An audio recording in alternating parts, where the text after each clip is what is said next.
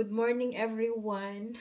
Alas 10 na ngayon ng umaga, Webes, dito sa Germany, and ako lang mag-isa dito sa bahay dahil si Ethan, na ihatid ko na sa kindergarten, si asawa naman is nasa trabaho na. Ang gagawin natin ngayon is gusto ko nang simulan yung pagtatanim ng aking mga plants. Meron na akong mga nabili na mga maliliit na pots for seedling pots. Dito sa Germany ngayon, malamig pa. Pero kasi, kailangan ko nang magsimula na magtanim. Kunin ko muna. Nandito pala tayo sa aming one of the basement ba. Kukunin ko yung aking iba pang mga plants para makapagsimula na tayong magtanim. Dahil dito sa Germany, kailangan early kang magtanim kahit malamig pa. So, ilalagay ko lang yan siya sa loob ng bahay. Kahit malamig pa dahil maikli lang ang summer dito. So, kukuha tayo ng mga gamit. So, meron akong mga seeds dito. Ito yung binigay sa akin ng mga seeds. Galing pa ito sa Pilipinas. Oh, ang lamig. So, lagay natin yan sa baba. Tapos ito naman, binigay din ito sa akin, pinadala sa akin. Galing din ito sa Pilipinas, do hindi na siya nakalagay sa packaging niya. Dito lang nakalagay sa Ziploc, pero super saya ko nung na-receive ko ito dahil tingnan nyo naman, oh, meron siyang binigay na malunggay, ang dami, meron pang talong, meron ditong long chili, pang sigang, tapos merong upo din, may ampalaya, merong sitaw, merong malunggay nga, and okra. So, last year, meron naman ding nagpadala sa akin din na mga seeds. Yun din yung iba na itatanim ko. Tapos, meron akong nakuha na mga garlic. Garlic ito siya, na yung sa bulaklak ng garlic ba. So, hindi ko alam kung paano to siya itanim, pero itry ko siyang itanim kung tutubo ba siya. Hindi pa kasi ako nakapag-try na magtanim ng mga garlic. Tapos, ito parang sunflower. Ang dami ko dito. Ano yun naman? Ito yung mga seeds na itinanim ko last year pa. Merong mga, yan oh. Ito mga German plants na ito siya. Mga carrots, may mga salad, and radish. Itong carrots kasi is, idiretso ko na yan sa lupa. Hindi ko na yan siya isidling. Meron pa palang spinach dito. Pero meron akong spinach na Filipino. Pinoy spinach, or anong pangalan ng spinach? Uy, alugbati. Meron pa pala ako. Kailangan ko ito itanim. Ayan, mayroon din ako mga bulaklak dyan. So, ito. Iyan, meron akong, anong pangalan nito? Ruta Malabar Spinach. Pechay ba ito siya? Parang pechay ito siya. Yeah, pechay nga. So, itatanim ko din yan siya. Kaso, itanim ko yan directly. So, ilabas ko itong ibang mga, seeds. Tapos, iyan, meron akong kangkong. Ito din yung kangkong, hindi ko na ito kailangan i-seedling. Ito yung aking mga pots na pagtatanim ko. Iba't ibang klase. Meron din akong ganito. Ganito yung aking tinamnan last year. Tinaniman ko last year. So, maganda din naman ito. Pero ito siya, okay din naman ito. Parang papel lang ito siya ba? So, pwede mo siyang itanim na din together. Tapos, meron akong para sa pang-seedling talaga ito siya. Lagay natin ito dito. Meron din pala akong isa na bio. Ito yung gamitin natin muna. Ito muna yung gamitin natin, yung bio. Meron pala itong 4. So, yan. Tapos, meron din siyang takip. Ilagay natin para maging warm siya ba. Kaya talaga bumili kami ng bahay. We decided na yung may malaking lupa para meron kaming taniman ng mga gulay every summer. Yung summer kasi dito sa Germany is 3 buwan lang. So, very short lang talaga. Kaya, yung ginagawa ko is nagtatanim ako ng maaga. Kuha tayo ng plastic dito. Tayo dito sa ating soil. Ganyan yung itsura ng lupa. Nalagyan na din natin yung ating pangalawang seedling pot. So, lagyan na din natin itong pangatlo.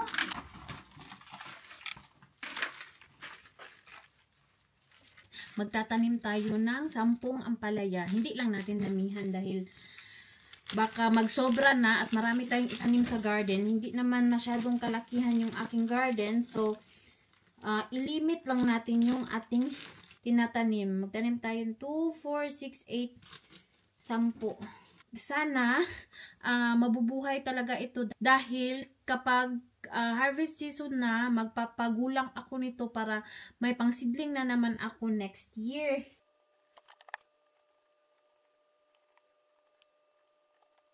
Tapos naman, ang rest, ito talong, tanim natin itong, ang liliit ng mga ng talong. Hindi din natin masyadong damihan. Ang liliit.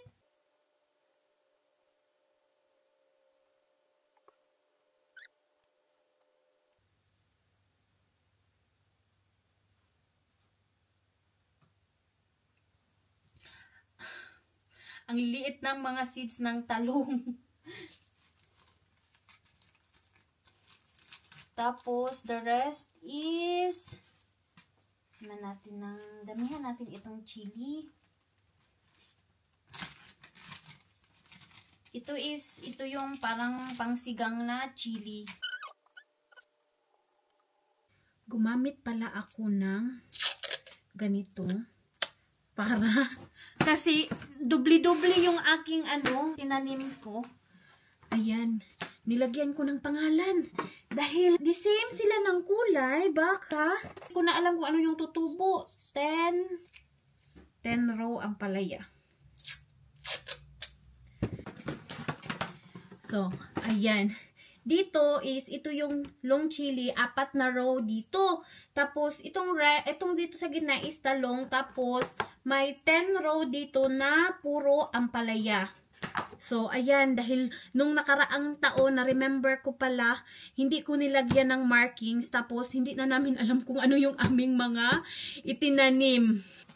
So, ang itanim naman natin dito sa second box is itong upo, sitaw, at saka okra. So, 3 plant din. Pagsasamahin natin ito siya. So, ito na yung ating pangalawa na seedling box. Ang itinanim ko pala dito is 10 okra, 5 upo, tapos yung the rest is long beans na. Kailangan ko pa palang magtanim ng kalabasa at saka malunggay. So, itago ko na tong ating ibang mga seeds para mayroon pa tayong seeds next year. So, ayan, yung iba na ubos na. Ito, may talong pa dito. So, ang itanim naman natin ngayon is itong wassermelona at saka itong sugar melona. Yan, watermelon at saka itong sugar melon or parang ito yung cantaloupe. Masarap ito siya. Ito yung paborito ko.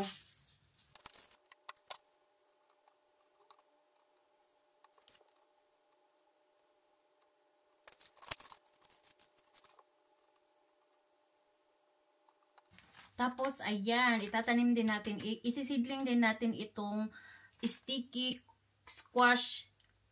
wonder squash, Pinoy na kalabasa. Iba din kasi yung kalabasa nila dito, marami ding itsura. So, last year, nakapagtanim naman ako ng kalabasa, pero yung iba, so, itry naman natin itong Pinoy na kalabasa, 2, 4, 5, 5 lang yung itatanim natin dahil mabilis naman itong dumami.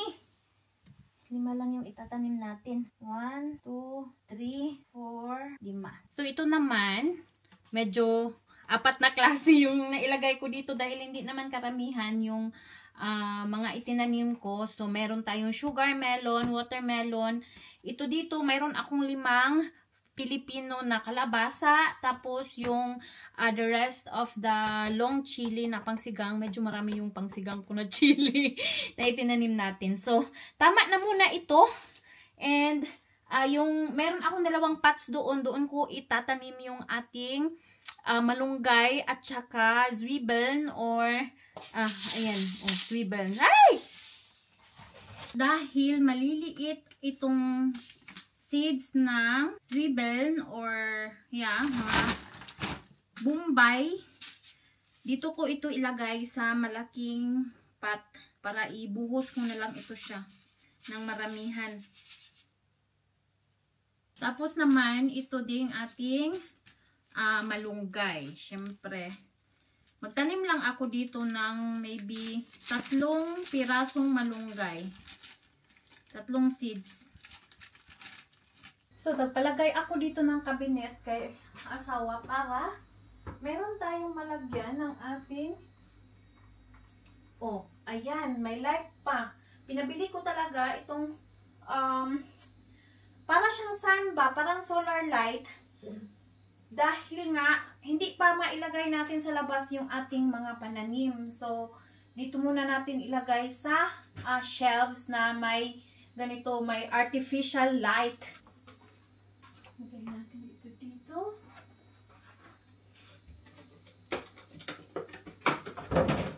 Kunin ko pa yung ibang na nandoon. So, ilagay natin ito dito.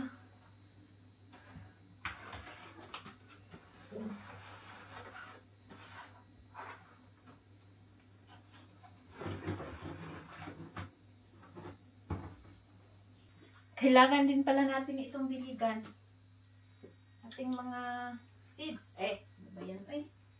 Sobrang malayo ang Kailangan din natin itong diligan time to time.